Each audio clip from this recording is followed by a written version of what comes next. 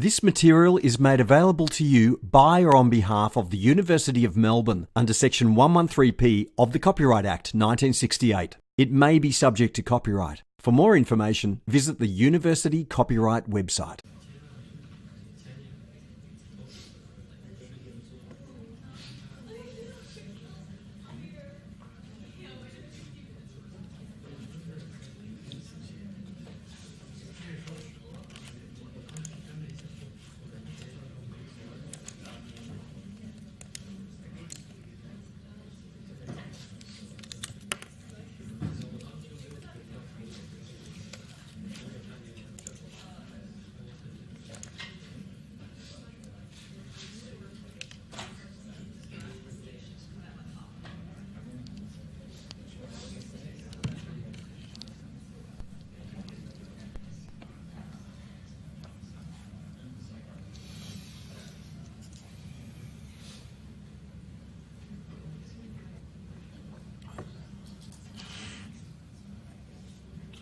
Good. Okay.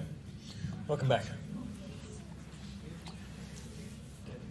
For a couple of days now, we've been building up the rules around entropy, and we've been building up an understanding of why we would have entropy, what we're going to use it for. And for 3 weeks now, we've been telegraphing that this is connected to this idea from Sadi Carnot that there is a maximum possible efficiency, and that efficiency can be determined through the thermodynamic rules.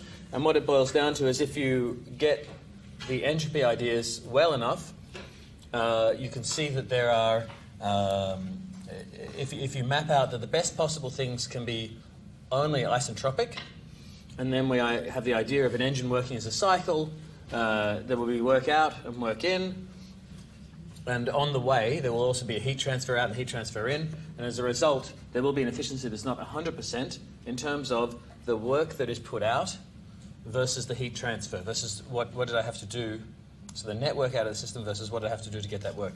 So we're going to explore those ideas today. We'll introduce a couple of different theorems, the Clausius inequality and the Blasius inequality.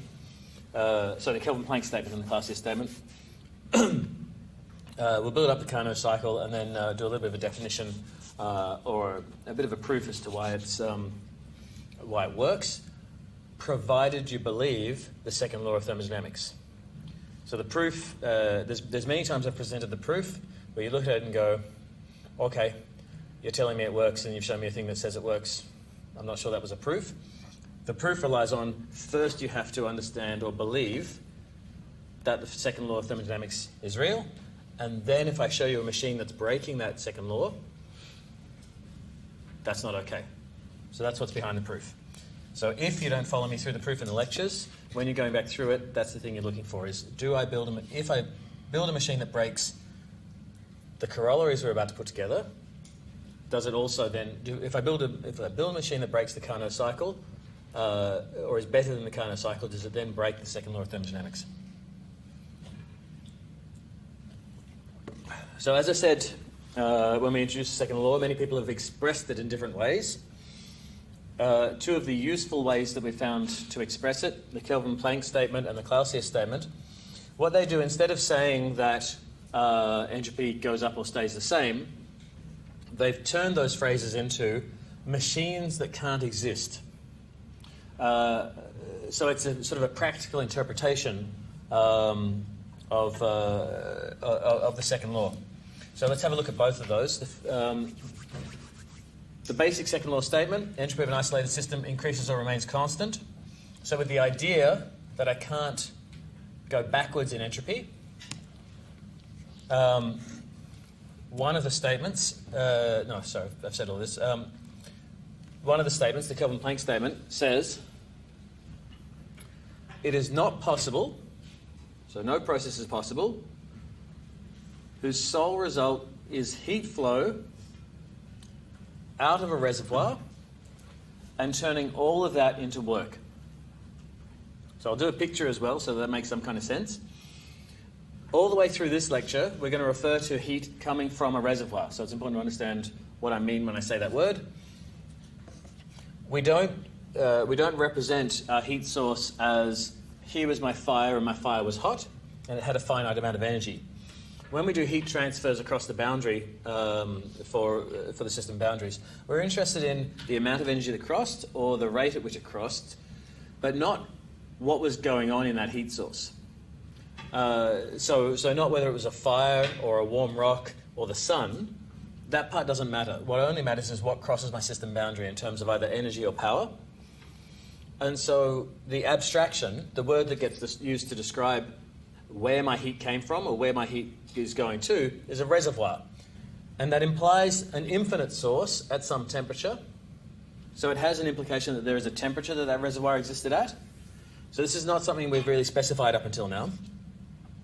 But for the purposes of the thermodynamic analysis, it's a pretty good working assumption. My heat is transferring to or from a relatively infinite resource of energy, and I get some of it, or I send some of it back. So it's important when you consider a reservoir to view it as basically an infinite resource and also view it as being a fixed temperature. And our heat engines, the whole journey of this 6 weeks is to build up a set of rules around that can help us describe most of our most common heat engines. The heat engine is a thing that takes energy from a temperature reservoir, from an energy reservoir, and turns it into work. So this statement says, I cannot turn all of the energy that I get into work. So that would look like this. What's inside the pink circle doesn't matter. My point is, whatever it is, whatever system it was, can't exist where I take, for example, this is a power, this is a rate of work, so kilowatts, where I take 100 kilowatts out of my energy reservoir and turn it into 100 kilowatts of net work. And you notice they do say net work. So in a cycle, at some point, I put work in, I take work out. What they're saying is that out of the system comes some work, comes something useful, comes the ability to create a change. I can't get 100, if I bring 100 kilowatts of energy in, I can't spit out 100 kilowatts of energy of net work. That process doesn't break the first law of thermo. So it's completely energy balanced. So there's no problem with that. What it does do is break the second law. So we need to understand how it would break the second law. During the operation, the entropy change, I'm taking this energy, this Q, from reservoir T, but no other system has an entropy increase. So the system I'm taking it from has an energy decrease, but nothing else has an energy increase. There's no other heat transfer anywhere. And my entropy, my system plus surroundings entropy measure was Q on T. So by taking Q from the reservoir and not transferring any Q anywhere else, I have a Q on T decrease from the reservoir and no increase in entropy in any other system, like the surroundings. We'll do another machine, and so we'll start to see the pattern. Rather than the first time you see that, you're like, I'm not quite sure I get, surely there's other places entropy could have been generated to balance it out, for example. So let's just get the ideas up on screen, and we can digest them. The Clausius statement, so that was the Kelvin Planck. The Kelvin Planck was heat to work. Heat directly to work can't happen, which in the background kind of says that there must be some output of heat. So if I have a heat engine, it's got to be taking heat from somewhere and also rejecting heat to somewhere. So before I go into the Clausius, let's do a thought idea. It's effectively the same as having a car engine that has no exhaust. So I've released the heat from the fire, I've done my work for the car engine, and I don't put that exhaust anywhere. The exhaust, the fact that it's a mass isn't so important in this idea. The fact is that the exhaust carries an energy due to its temperature. So it might come out at 100 degrees, or it might come out a little bit less than 100 degrees into an outside world that's 27, 28, 25, 15, 0 degrees. At some temperature, that energy gets carried out of the system at some temperature. So the idea of the Kelvin Planck statement is effectively I can't have an engine that doesn't have an exhaust, that doesn't have a heat rejection somewhere. The Clausius statement is the impossible refrigerator. So the Kelvin Planck is the impossible car. The Clausius statement is the impossible refrigerator. It says it's not possible, which is to say I will break the second law of thermodynamics. It's not possible to take an amount of energy from somewhere cold and put it somewhere hot, put that same total amount of energy somewhere hot without any input of work. Which is to say, heat will not flow from cold to hot. The job of a refrigerator is to make a cold place colder by putting energy somewhere hot. So this is the impossible refrigerator. I cannot just sit back and watch while my heat energy will flow from somewhere cold to somewhere hot. So the way it was worded was no process is possible whose sole result, whose only result, is a heat flow out of one system at a given temperature and a heat flow of the same magnitude, so an energy transfer of the same magnitude, to a second system at a higher temperature. So what that looks like as a diagram is a cold place and a hot place, taking energy out of the cold place through some machine, it doesn't matter what the machine is, with no network in. Now, again, I emphasize the bit where it says network. Inside this circle, things are going on. So some component is doing some work, some component is releasing some work, but we're talking about network of the system. It didn't require any pushing from me to operate. This can't happen.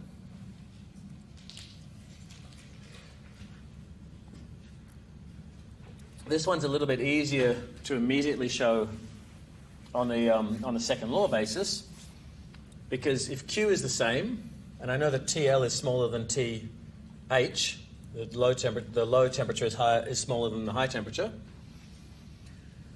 My Q on a small number is big, so my entropy, I'll do this in words and then I'll show it on the screen. My Q divided by a small number is a big number. The same Q divided by a big number is a small number. This is a reduction in entropy for this guy because I'm taking the energy out. This is an increase in entropy for this guy because I'm putting the heat in. So this was a big number of entropy change and this was a small number, a big number of reduction, so a big minus. And so this net system will be reducing entropy. So that's where it breaks the second law. And again, completely balanced on a first law basis, which goes back to the coffee cup tipping, the coffee cup unmixing itself, this entropy business. All the energy conserved, but breaking the second law, therefore impossible. One of the neat things about the second law of thermodynamics is it is an absolute. There are, as I said, on day one, there are laws and processes and hypotheses and corollaries and all sorts of things that you'll learn that have exceptions. They've been proven up until now. They've been proven until they are disproved. The first law and the second law of thermodynamics are. And that's a neat tool to have in your toolbox because once you've got them, anything that breaks the second law is impossible. Which also means if everything else might be just more or less improbable, in the world of patenting ideas, a patent office will analyze every patent that comes across its doorstep, no matter how ridiculous. So they will sit down. If you've paid your money to get your patent submitted, they will look at it, and someone will look at it and they'll compare it to other ideas that have been patented before and the history of all ideas ever, and they'll go, yep, this is madness, but that's okay, that's your money. It's the first time this has been done, and so here's your patent. The only things that a patent office will kick out like that on all the possible ideas is something that breaks the second law of thermodynamics. So the first thing a patent analyst does is pick it up and go, so what happens with entropy here? Well, broken. Okay, gone. I'm not going to give you money back because that was just silly. You shouldn't have submitted it in the first place. So perpetual motion machines.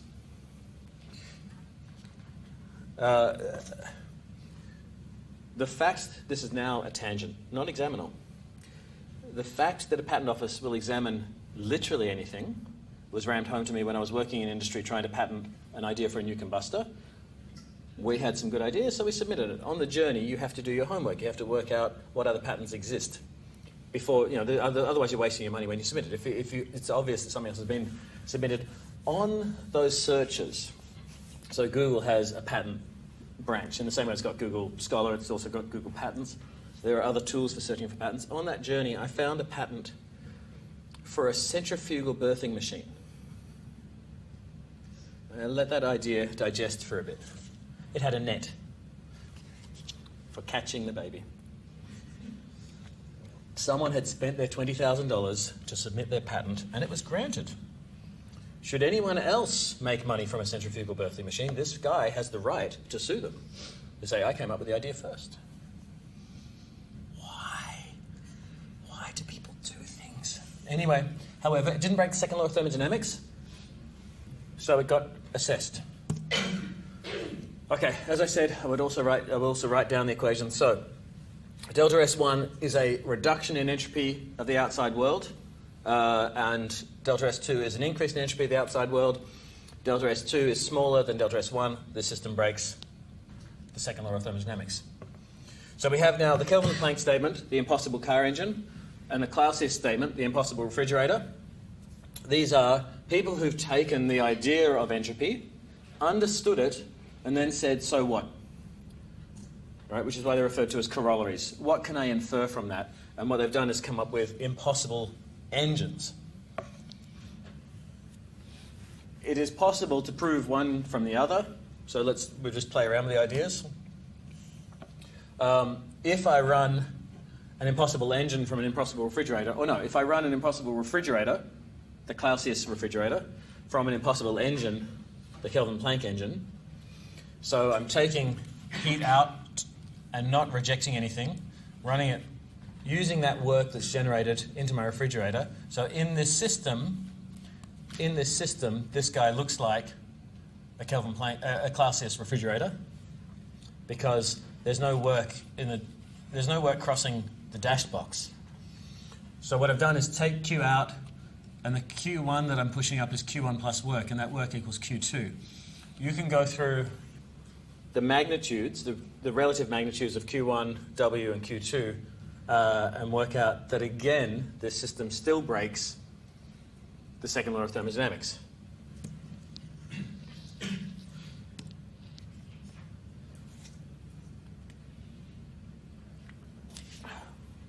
One of the things I'm going to do with these lecture slides is not dwell on them super long, because I'm going to see if I can free up a little bit of time at the end of this lecture for one or two entropy examples to work on that are not the words for those examples are not in the slides. The other reason why I don't dwell on these terribly long is because of feedback I receive over the years. I think it's important to show you this stuff. I think it's important that you know that these ideas exist and there's other ways of saying the second law of entropy. Your primary motive right now is to filter out everything you don't need to know so that you can pass an exam, because it's only a couple of weeks away. So I understand and respect that you're going to look at stuff and go, do I need to write that down ever? So I will acknowledge, no you don't. I want you to know that the Clausius statement and the Kelvin-Planck statement exist. And I want you to be able to assess whether an engine is impossible or not, which is to say, I want you to be able to determine whether entropy has gone down, is entropy change is negative, 0, or positive, and then be able to say, therefore, this is impossible, reversible, or real. So, while we may not force you to be able to reproduce the words of these kind of pages, the ideas inside them are very important to the journey.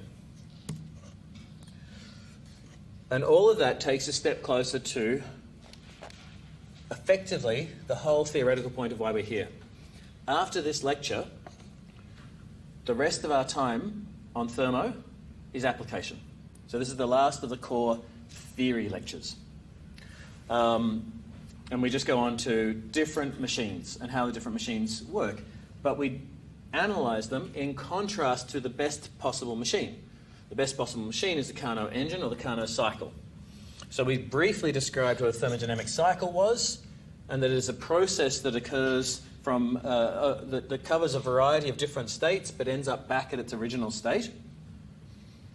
And we use that idea to describe basically every engine or every piece of machinery in the sense that, in terms of a heat engine or a refrigerator cycle, steam engines, all these things, car engine. I can imagine on a car engine, if it's got a a four-stroke engine, boom, boom, boom, boom, at some point, I'm back to where I started. If I imagine a gas turbine, at some point, if I figure air's coming in and air's going out, or for you guys, air's coming in and air's going out, because I like to have things go that way, at some point that air will return to atmospheric conditions again, 1 atmosphere and whatever temperature it was, and the air coming in is 1 atmosphere. So if I draw a dotted line over, I can make that an imaginary cycle. We use this idea of a thermodynamic cycle to analyse our engines because it gives us a heat transfer and a network. And whether we map it on a PV diagram or a TS diagram, we have lots of different tools for analysing this stuff. Our objective is to understand the efficiency of all of these engines, and the efficiency we get from the network out divided by the energy put in. So that's a fairly standard idea of efficiency. So the Carnot cycle, we will look at the nicest possible processes that we can put together that will then give us the maximum efficiency. So, they need to be reversible processes, which is to say they need to have no losses. The whole point of yesterday's lecture, we talk about reversible and irreversible and losses and not keeping track of them. We had adiabatic reversible processes. Those were isentropic. But we also said there are reversible processes that are not necessarily isentropic. So what we're going to do is stick together a couple of isentropic processes and a couple of just reversible but not isentropic. On a TS diagram, that's going to look like this.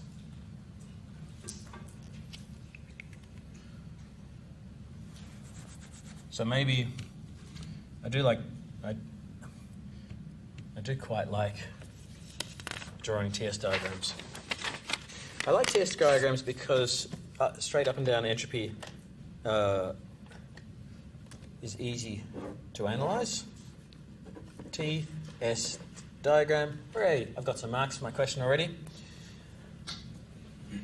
I said we'd use some isentropic processes. Isentropic processes straight up and down. So whatever goes on, straight up and down. It's a cycle, so wherever I start from, I've got to come back to. So let's call that 1. Is that being visible? Not really. How's that? Better. And I could move around this process any way I want, but I'm going to use straight lines. The isentropic process, let's compress to start with. So how do I know that was compressing?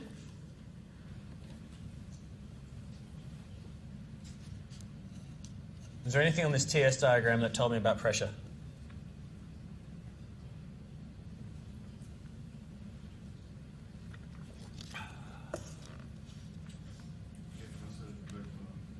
It's a vertical line on a TS, on a temperature and entropy diagram.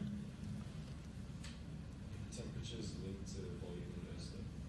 Temperature and pressure and volume are all connected. If I increased pressure, I would expect my temperature to go up. So this graph doesn't explicitly have pressure written on it, but if I were to draw iso lines of pressure,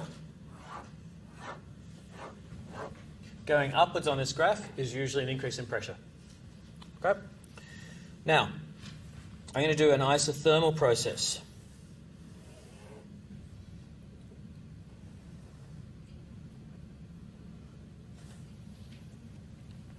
So this has gone to 2 to 3. 2 to 3. Temperatures stay the same. What happened to heat transfer? Is there heat transfer or no heat transfer? Remember, it's reversible.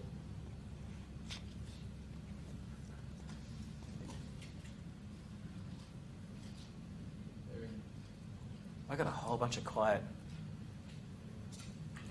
What's the area under PV diagram? Okay, good. I guess work. Good. What's the area under TS diagram? So, is there an area under 2 to 3?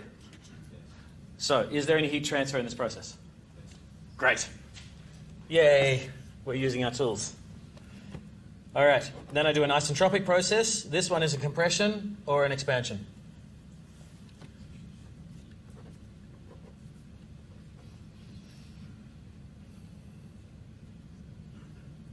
Compression or expansion? Expansion, okay. I'm deliberately trying to stare at people who are not speaking, and then they go, eye contact. So, I'm not going to force you to speak. I do encourage it, but I'm not going to force it. And then this guy is isothermal again, coming back again, and I come back to point 1. So, my isentropic processes have no heat transfer. There's no area under the graph. They are adiabatic and reversible. I said that every process I was going to draw on this is reversible.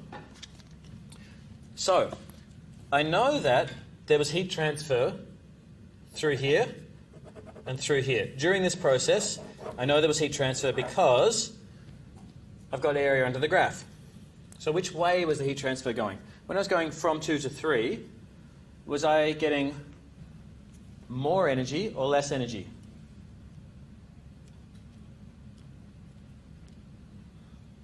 It's isothermal, so I'm not really sure what's happened with temperature. My entropy's gone up. More energy. Why? Because the entropy or disorder increases, which applies over to the system. Something's going on.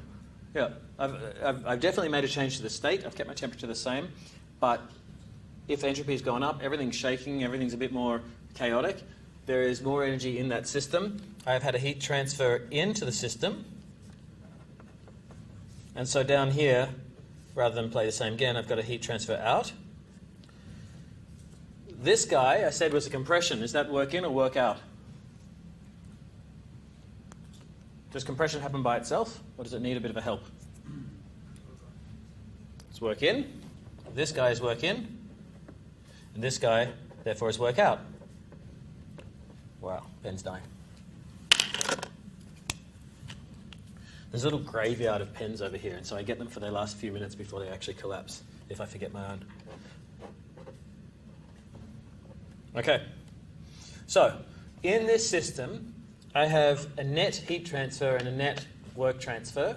They add up to each other because I end up back at the same spot. A cycle ends up back at the same state, which means that for the entire cycle, my net energy transfer through the system boundary has to balance.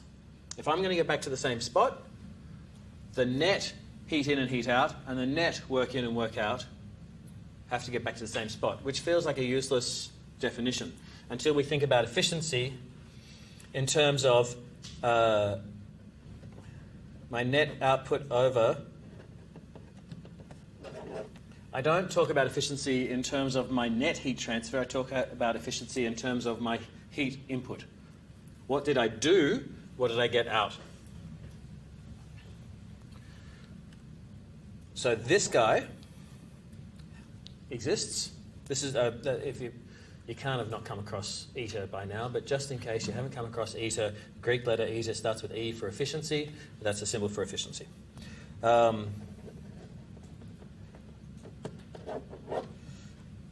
This idea of useful output divided by input is efficiency for all situations. So I have a network and I have a Q in and Q out. I have the difference between them. Now I have what I believe to be my nicest possible set of processes. Why are they nicest possible? None of the steps have any losses, which means that whatever energy transfers went on, if I release some energy and put that energy, identical energy back in again, I would get back to where I was. I've got no friction, nothing's going wrong. So I've deliberately designed an unreal thing, but done it to say what is the best possible cycle that I could develop. So just a process up and back again doesn't do anything for me. I need to get some useful work out of it. This is where we step away from physics and move into engineering.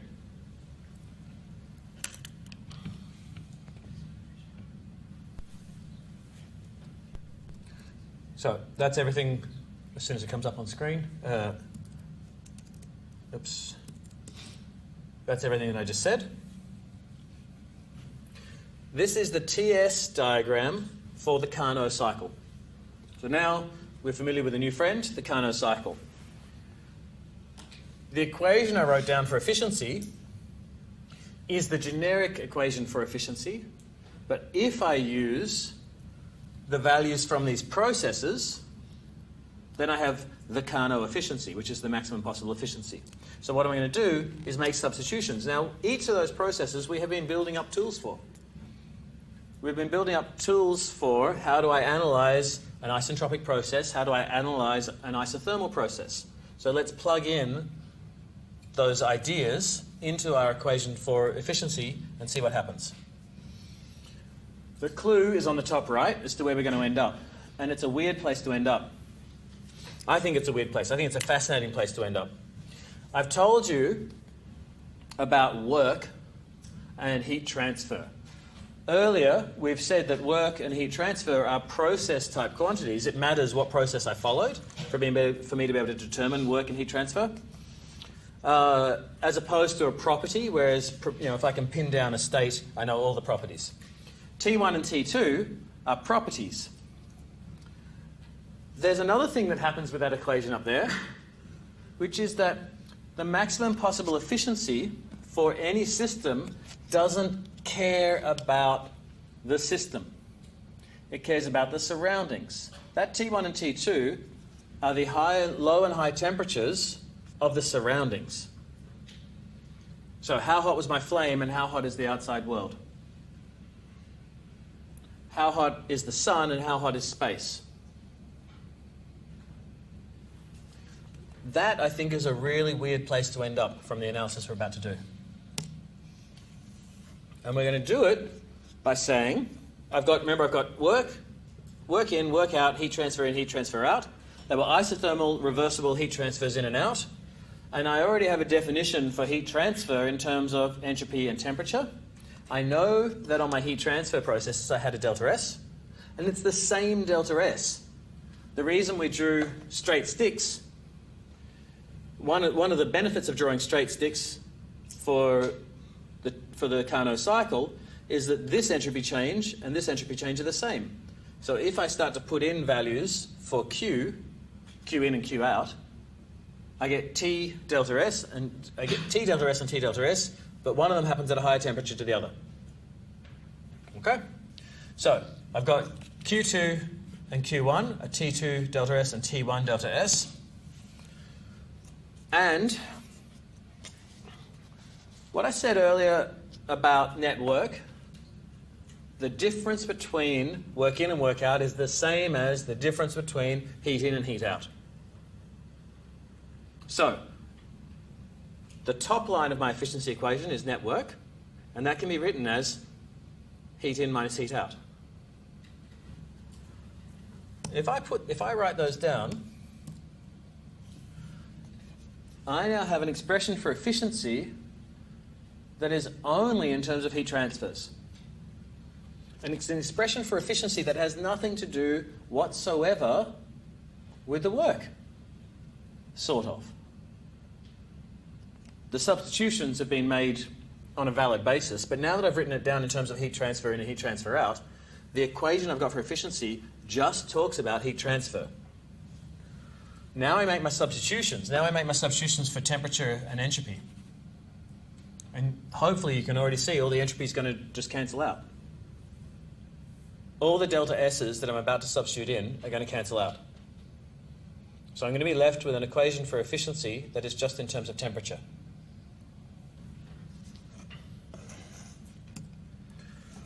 When I do that, work net over Q2. Q2 in this situation was my hot heat transfer. This is my input. So net work divided by heat transfer in. So Q2 is the big one at the higher temperature. Okay, we keep track of that. So this guy is low temperature and high temperature. Following? 2 is representing high. So if I substitute, if I cancel out or rewrite this, I'm mildly amused. I didn't know I could make the pointer big. If I just do a little bit of fractions math on this, I end up with 1 minus Q1 on Q2, which is, say, this is Q2 on Q2, Q1 on Q2, Q2 on Q2 becomes 1. Again, I shouldn't have to say it out loud, but sometimes people get lost on the derivation, so that's why we carry you through during the lecture. When I do that and then substitute in for T1 for Q1 and Q2, I've got T1 on T2, delta S on delta S, my delta S's cancel, and there I have my Carnot efficiency. If I said please derive Carnot efficiency, it's necessary for you to be able to write down I express Q in terms of T delta S. So often you'll have memorized the Carnot efficiency is 1 minus T1 on T2, and often you'll have memorized that the thermal efficiency for anything is network over heat input.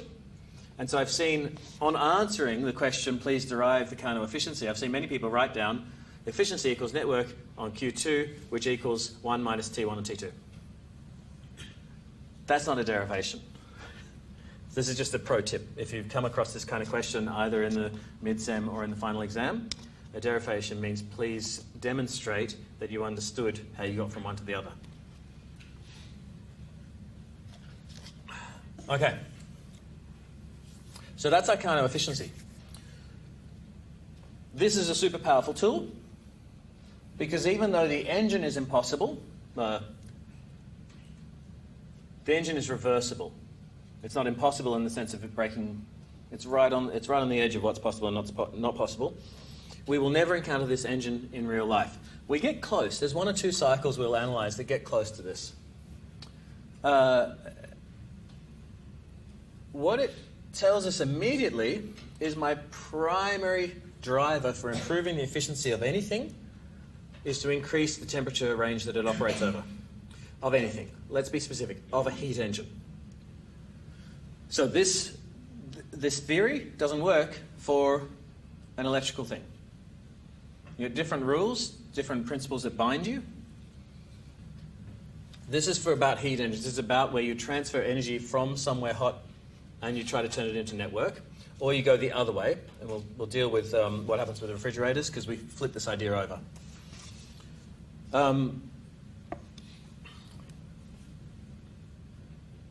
So how hot can I make things? It's a thing that's going to... Well, let's start with the cold end. I'm in Earth, and I want to run a machine. How cold can I get? How cold can I operate the rejection of heat to? I'm not going to mark you on your questions, on the answers. So just somebody, give me a number. Minus 20. Okay. Where? Just like Arctic, Yeah? Any colder? I mean, it's a silly question for me to ask. You know, there's finite cold. I'm not going to put all of my power stations in the Antarctic. But the power stations that are operating in Siberia or the top of Canada, by definition of the world that they're rejecting heat into, are operating more efficiently than the ones that are operating in Saudi Arabia or the middle of the Sahara. How hot can I get? How hot's fire, roughly?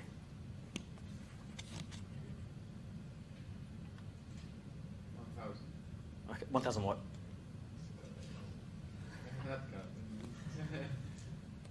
I want you always to be thinking in Kelvin. So 1,000 Kelvin or more? 1,000 Kelvin, okay, which is about 700 degrees Celsius. Does fire get any hotter than that? Yes.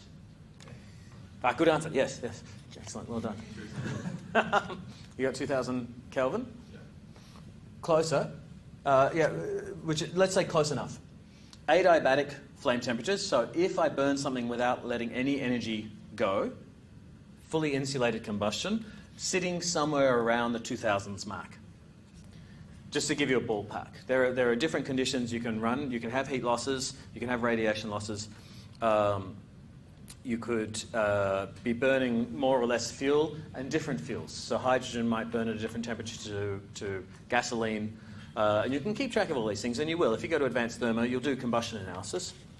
And I think in thermo you do heat transfer analysis, so you can eventually build up all the skills to be able to work that out. But the point is we're around about the 2000 mark, somewhere between 1500 and 2200. So I'm sitting there saying, well, I can't really imagine I've got a power station. The power station is in Australia, and so during summer it'll be less efficient than during winter, okay, because the outside world is hotter or colder.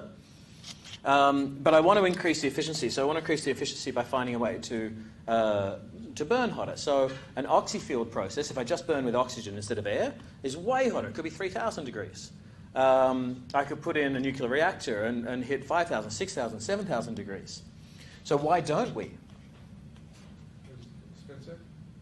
Expensive is a very important reason.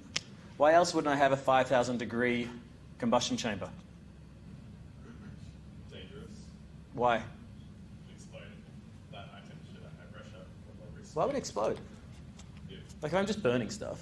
increasing the temperature in a chamber, increase the pressure as well. Yeah. So you have to have much safer controls on it. Okay. What else happens when I increase the temperature? What happens when I hit 5,000 degrees? Melting of what? The combustion chamber melts. How do you hold it? How do I hold 5,000 degrees? I'm only working with metal. Sometimes I'm working with ceramic, but rarely. Mostly I'm working with metal. Metal's not so good after about 2,000 degrees. Most of the metals I play with are going to melt. So I have real practical engineering limits to the efficiency, the maximum efficiencies I can aim for. I can't get my fire any hotter than what will melt my metal. I can't get my outside world any colder than the outside world. I could refrigerate the outside world, but I probably am not going to win on an efficiency gain because I had to run a refrigerator to cool the outside world. And so a lot of the games that go on in designing an engine are ways to make the heat source hotter while still cooling down the walls, or building with advanced temperature materials of titanium alloys and ceramic coatings, and all sorts of games go on to try to build that temperature up. And then you discover as soon as your temperature's gone up super high, you start producing pollutants that you've never even heard of, and you have to pull the temperature back down again. You're like, well, I know that I'm sacrificing efficiency, but I'm trying to optimize a different thing. And that's where engineering gets, or I'm tempted to say fun, that's where engineering gets difficult, challenging, interesting, and that's where you need to have done your homework to understand the impact on the system of every different lever that you've got control over. If I walk in on day one and say, I'm going to maximize the efficiency of this engine by changing the temperatures, it's probably been tried already. But what you can do with this equation is understand the best possible from my system. So if I know I'm hitting about 2,000 degrees, if I know I'm hitting about 300 degrees, I made you do this a couple of weeks ago, punch in 300 and 2,000 into that equation. So you got 1 minus 3 on 20, say 1 minus 0.15, which is say about 85%. Maximum possible efficiency 85% is much, much, much bigger than the 33% or the 35% that you see in a coal-fired power station. It's much, much, much bigger than even the 65% you might see in the most advanced combined cycle gas turbine, steam turbine systems. So it gives you a sense of how far, if I put effort into making this better, how far could I go? If you were sitting around 80%, you probably wouldn't spend the money to get the next couple of percent, because it's probably virtually impossible. If you're sitting around 33%, you might think maybe I can squeeze some more efficiency out of it, except that you're not the first engineer. People have had access to this equation for 300 years. And they've had access to this teaching for, let's say, 100, 200 years. So if it is not better, it's not because it hasn't been tried yet, it's because it's hard. Doesn't mean it can't be done. New materials, new technologies, new advances, new designs, the ability to optimize, getting this right is hard, and it requires all sorts of co-optimization that as your access to the computational resources increases, your ability to co-optimize all parts of a system increase, and maybe you can squeak out an extra % or extra 2%. And that is worth billions, and it's worth megatons of carbon dioxide if you get it right. So there's a game to be played in here. It begins with understanding what are the limits of my world.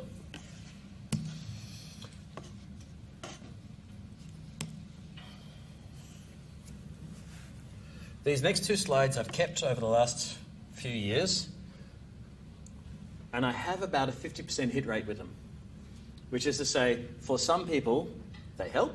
For some people, they don't. I keep them because maybe one day you come back to the slides, you look at them, and you go, okay, I'm okay with this. They are putting together a Carnot engine powered by an engine that is better than Carnot, and then showing that then I have an entropy transfer, I have an entropy reduction, showing that I then break the second law. So instead of running an engine from an engine, what we do is run a Carnot refrigerator from a Carnot engine. But we make the Carnot engine more efficient. And so if I stick them together, that's two Carnot engines taking heat, rejecting heat, and putting out work. But I flip one of them around. I say instead, on the left-hand side, let's take the work in and push the heat from Q1 up to Q2. And so if I stick them together, this is the bit where either you stick with me or you don't. So don't panic if you don't stick with me on this next bit.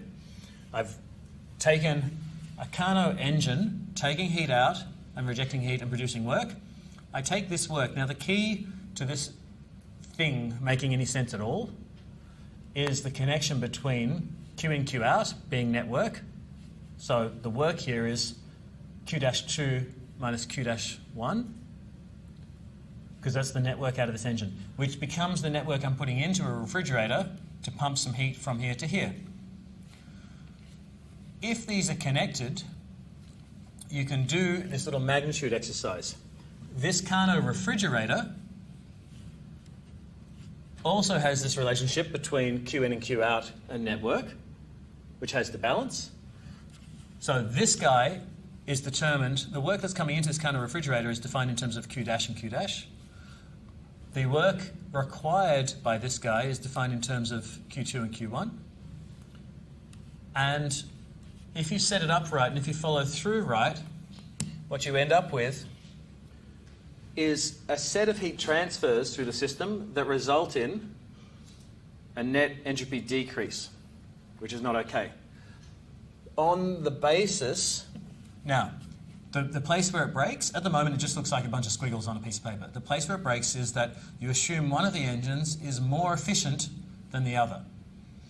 One of them was a Carnot engine and the other is more than Carnot. Okay? And so the place where it breaks is if this machine is able to push more heat as a result of its more efficient Carnot engine, more than Carnot efficient engine, based on the same amount of work coming out of the heat transfer, and they are operating over the same reservoirs, the net heat transfers don't work. For the sake of your sanity, I'm going to leave my explanation there and let you play with the idea. If you play with the idea and you get it, brilliant. If you play with the idea and it breaks your head, walk away from it. If you play with the idea and you're almost there but you haven't quite got it, come see me. Like if it's sort of stopping you from continuing to learn. Also, if you walk away from the idea, I'm not going to be upset. Part of my job as a knowledge coach, if you will, is to show you what ideas exist and how they patch together. Also, part of my job as a knowledge coach is to know when to walk away.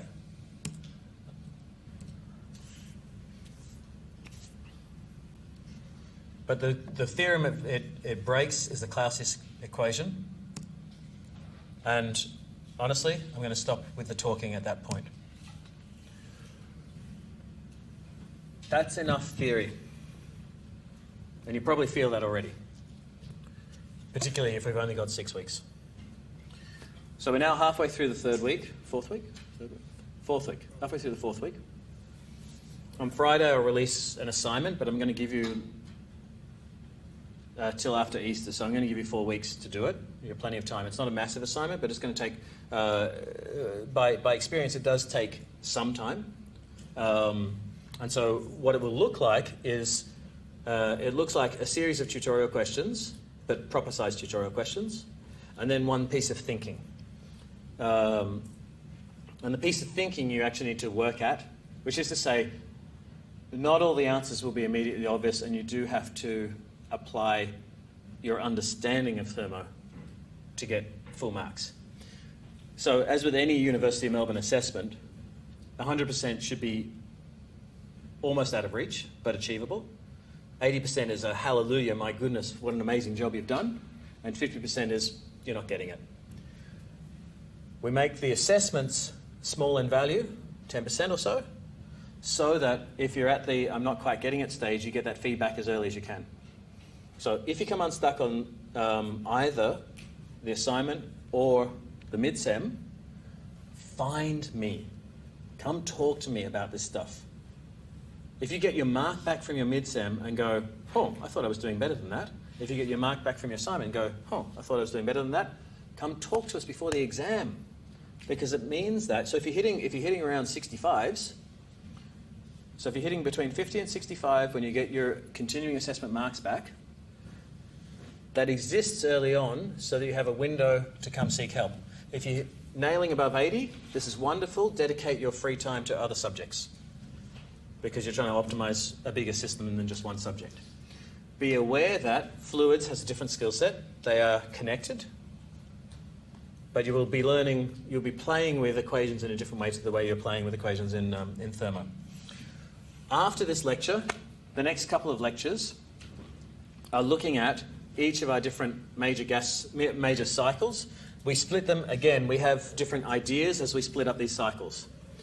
Some of them we treat as closed systems, which is the reciprocating engines. Some of them we treat as flowing systems, which is anything with a turbine. So a gas turbine or a coal-fired power station, for example, or a refrigerator, which has a little compressor in it. So we split them into closed and flowing. We also split them into vapor and ideal gas. So these are the major quadrants that we've been splitting all of our tools into. So you will need my closed and flowing system tools, as well as, which is to say my internal energy versus my enthalpy tools, as well as my steam tables and my ideal gas tools. That's the major goal, along with a little bit of understanding entropy. That's the major goal of these 6 weeks. Good, thank you.